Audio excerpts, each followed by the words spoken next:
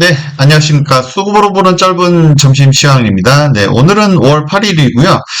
네, 지난밤 이제 카시카리, 미니애폴리스 연준 총재죠. 이분이 역시나 이제 매파답게, 금리 인하에 대해서 좀 부정적인 의견을 피력했습니다. 근데 이분의 기준점은, 네, 역시 뭐, 인플레이션 2.0에 이렇게 기준을 두고 있는 것 같은데, 지금 최근에 파월 의장의, 말하고는 좀 상반되죠. 그러면서 좀 시장이 조정을 보였는데 이게 딱 마침 그죠? 너무 급등세였던 것을 잠깐 멈춰주는 잠깐 쉬어가는 그런 흐름이라고 얘기를 할 수가 있습니다. 그래서 건강한 조정은 보약일까라는 점에서 오늘 이렇게 말씀을 드리도록 하겠습니다. 역시 카시카리가 기대를 저버리지 않았습니다. 최근에 굉장히 좀 뜨거웠던 며칠 굉장히 뜨거웠죠. 지난주 금요일 지난주 말부터 월요일 화요일 굉장히 뜨거웠는데 어제 일단 이제 조정을 좀 보여줬어요. 그래서 조정 사실 이걸 조정이라고 하기도 애매한데 그죠? 마이너스 0.1이면은 이거는 그냥 쉬어가는 거다. 그죠? 최근에 급등세가 너무 좀 지나쳤다라고 볼 수가 있고요. 딱 그 타임에 카시카리가 약간은 좀 식혀졌다. 찬물을 끼얹었다라기보다는 좀 식혀졌다라는 표현이 맞지 않나 싶습니다. 뭐 이것을 뭐 조정이라고 말하기도 좀 애매합니다. 네, 최근에 너무 급등세를 잠깐 식혀줬다라고 보면 될 것 같고요. 좀 쉬어간다라는 의미로 보면 될 것 같습니다. 왜 그렇게 말씀을 드리느냐 하면 역시나 가장 정확한 것은 뭐다? 국채 금리입니다. 국채 금리가 네, 뭐 지금은 이제 장 마감하고 좀 올라오긴 했습니다만 역시 하락 추세에 있습니다. 그렇죠? 그래서 연준이 파월 의장도 그렇고 옐런의 어떤 미국 재무부의 행보를 봤을 때는 올해 대선 안에 금리를 끌어내릴 그 여러 가지 이유가 있죠. 이 부분은 또 필요하면 제가 마켓 인사이트에서도 올려드리겠지만 좀 금리를 내려야 됩니다. 여러 가지 측면에서 금리를 내려야 할 그런 상황에 놓여 있고요. 그러다 보니까 이제 미국의 어떤 그쵸? 미국을 움직이는 그런 거대한 힘들이 그렇게 방향을 정하고 있다 보니, 그쵸? 국채금리가 이렇게 내려가는 좀 상황이고요. 이 부분은 굉장히 좀 긍정적이라 할 수가 있죠. 카시카리의 말 한마디보다도 이런 것을 더 눈여겨보는 것이 좀 더 올바른 투자라고 볼 수가 있을 것 같고요. 그 다음에, 역시나 이제 유가가 안정이 되는 것은 굉장히 중요합니다. 그죠? 사실 뭐 이 부분은 계속 제가 뭐 짚어드리고 있고요. 제가 뭐 중동 전문가는 아니지만 최근에 굉장히 원래 뭐 국제 정세에 제가 좀 관심이 많다 보니까 많이 짚어드렸었고 뭐 가자지구 특히 라파지구 거의 뭐 마지막에 장소라고 할 수 있는데 거기에 대한 어떤 군사적인 행보 사실 하마스하고 이스라엘의 입장이 다를 수밖에 없죠. 네, 하마스는 어떻게든 이제 막판까지 몰렸고 전쟁을 끝내고 싶은 종전이죠. 종전을 하고 싶지만 네타냐후는 좀 그럴 수가 없죠. 자기의 어떤 정치적 행보도 그렇고 뭐 좋게 끝나지는 않겠지만 그러더라도 그동안 이스라엘이 해왔던 행보를 봤을 때는 역사가 말을 해준다라고 말씀드렸잖아요. 역사가 그래서 이제 어쨌든 이런 강경파 입장에서는 종전 하마스가 완전히 괴멸되거나 이러기 전까지는 아마 종전은 휴전은 좀 있을 수 있어도 그죠? 포로 교환을 위해서 휴전은 있을 수 있어도 종전은 좀 쉽지 않은 좀 상황이고요. 물론 이거에 대해서 국제적인 뭐 여론은 뭐 팔레스타인 사람들에 대한 어떤 우호적인 입장이 있을 수 있지만 어쨌든 이게 좀 쉽진 않을 거다. 계속 말씀을 좀 드렸습니다. 그러더라도 어쨌든 국지전이죠. 어떻게 보면 좀 국지전에 이렇게 모습을 띠면서 유가의 영향은 좀 제한적이다. 이거 뭐 투자자 입장에서는 좀 다행이다라고 말씀을 드릴 수가 있고요. 물론 인도주의적인 측면에서 뭐 좋은 건 아닙니다만 어쨌든 중동 전쟁으로 번지지 않는 부분에 있어서는 좀 다행이다. 이렇게 얘기를 할 수가 있고요. 그리고 이제 최근에 항생 얘기를 했습니다. 항생. 예, 어쨌든, 어느 정도 이제 지수가 올라오니까 조금은 이제는 좀 횡보를 하고 있습니다. 그렇죠? 예, 바닥에서, 예, 워낙 이제, 저평가였다 보니까, 예, 가파르게 올라왔고요. 근데 어느 정도 지수가 올라오다 보니까 이제는 횡보하고 있고요. 예, 저가 매력이 조금은 이제 좀 상쇄되었다라고 할 수가 있고요. 여기서 더 갈 수 있는지 없는지는 두고 봐야 되겠다. 라고 말씀을 드릴 수가 있습니다. 일단 뭐 5일선을 지켜주니까 좀 더 차트적으로는 그렇게 볼 수도 있지만, 제가 어쨌든 뭐, 중국 전문가도 아니고 하기 때문에 이 부분에 있어서는, 뭐 앞으로 전망에 대해서는 제가, 뭐 이렇게 크게 말씀을 드리지는 않을 거고요. 그리고 역시나 뭐 우리가 중요한 건 한국 증시죠. 코스피가 오늘 그냥, 네, 그렇습니다. 어제 워낙 급등했기 때문에 오늘 그저 카시카리가 좀 식혀졌어요. 그래서 우리도 보합선에서 머물고 있습니다. 윗꼬리 아랫꼬리 다 달리고 있죠. 마음 같아서는 더 치달리고 싶지만 어제 워낙 급등했기 때문에 오늘 좀 쉬어가는 분위기다라고 볼 수가 있고요. 그러더라도 어쨌든 상승 추세는 지속 유지하고 있다라고 말을 드릴 수가 있습니다.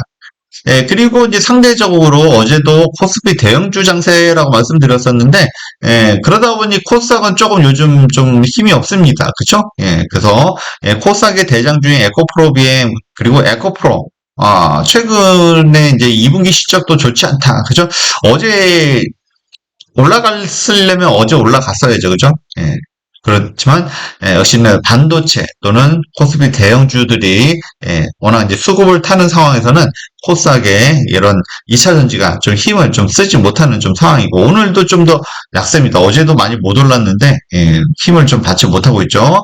워낙 코스피 대형주의 힘이, 특히 삼성전자의 힘이 강하다라고 말을 드릴 수가 있습니다. 보통 삼성전자의 쏠림 현상이 있을 때는 이제 이런 현상들이 자주 있죠. 그래서 뭐 지금 좀 아쉬울 수 있지만, 역시 이제 쏠림 현상이 좀 완화되면 수급은 돌고 돈다, 순환매가 돈다라고 말을 드릴 수가 있고요.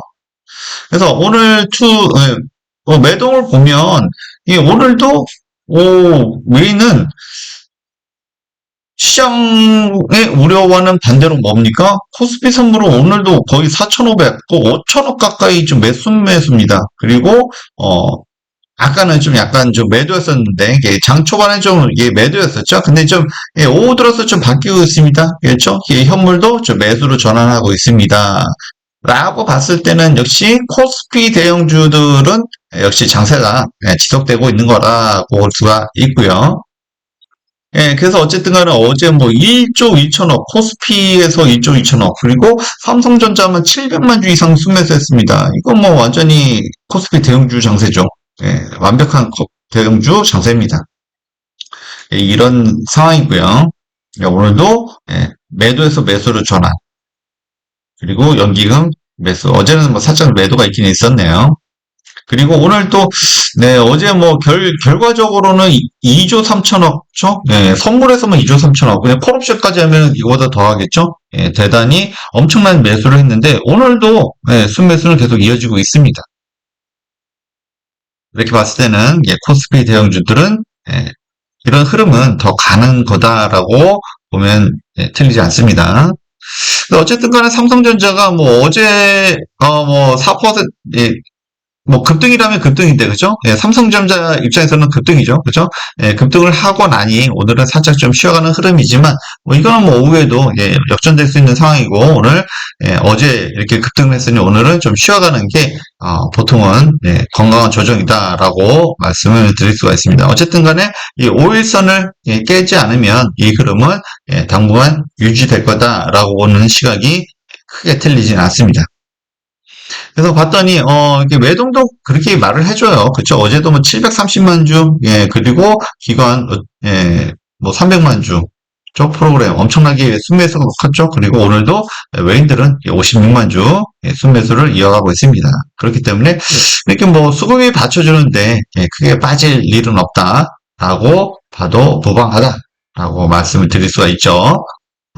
그러고, 사실은, 어제 삼성전자, SK하이닉스 이렇게, 코스피 대형주, 그리고 반도체 대형주들이 강세였는데, 오늘은 사실은 뭐 크게 강세는 아닙니다. 그죠? 예, 오늘 쉬어가는 흐름에서, 밸류업이라고 할 수 있는 금융주들 있죠? 하나금융주, KB, 뭐 이런 종목들이 오늘 강세입니다. 그래서, 역시 코스피는 계속 좀 외인들이 지지를 해주고 있고, 그리고 한국 시장, 계속 유입되고 있다라고 얘기할 수 있습니다. 그 이면에는 역시 이쪽 강달러가 좀 완화되는 부분이고, 물론 카시카리가 어제 조금 찬물을 끼얹긴 했지만, 큰 흐름은 바뀌지 않는다라는 거죠. 그래서 이렇게 밸류업 관련된 금융주들이 오늘 코스피를 좀 받쳐주고 있고요. 이래나 저래나 코스피 지수는 지지되고 있는 상황이다라고 말씀드릴 수가 있습니다. 현재 코스닥 종목들이 좀 아쉬운 상황이고, 코스닥 종목들은 역시 순환매를 좀 기다려야 된다라고 다시 한번 또 말씀을 좀 드리겠습니다. 그리고, 그러더라도 또 역시 개별 종목 차원에서는 역시 최근에 전력 관련 종목들이 아주 좋습니다. 전선주들, 대원전선, 대한전선 굉장히 좀 강세했고요. 그래서 그 전력 관련 종목들은 워낙 말씀을 최근에 많이 드렸었고, 그리고 비츠로테크도 가끔 보는 종목이죠. 최근에도 한번 차시도 한번 했었고요. 그래서 계속 한 번씩은 이렇게 좀 올라주기도 합니다. 그래서 비츠로테크 전력 관련이기도 하고, 원래는 핵융합으로 가장 큰데, 어차피 언젠가는 올 미래죠. 요거 핵융합은 좀 멀긴 합니다만, 최근에는 SMR이라든지 또는 전력 관련 또는 이런 종목들이 좀 강력하죠. 그렇습니다. 비츠로테크 또 여러 가지 또 테마로 묶일 수도 있는 종목이기도 하고요. 오늘 굉장히 오래간만에 20% 가까이 급등세를 나타내셨죠. 최근에 좀 올라오는 모습도 보였었고요. 오늘 거래량도 트이고 있습니다. 그리고 이제 넷마블, 그쵸?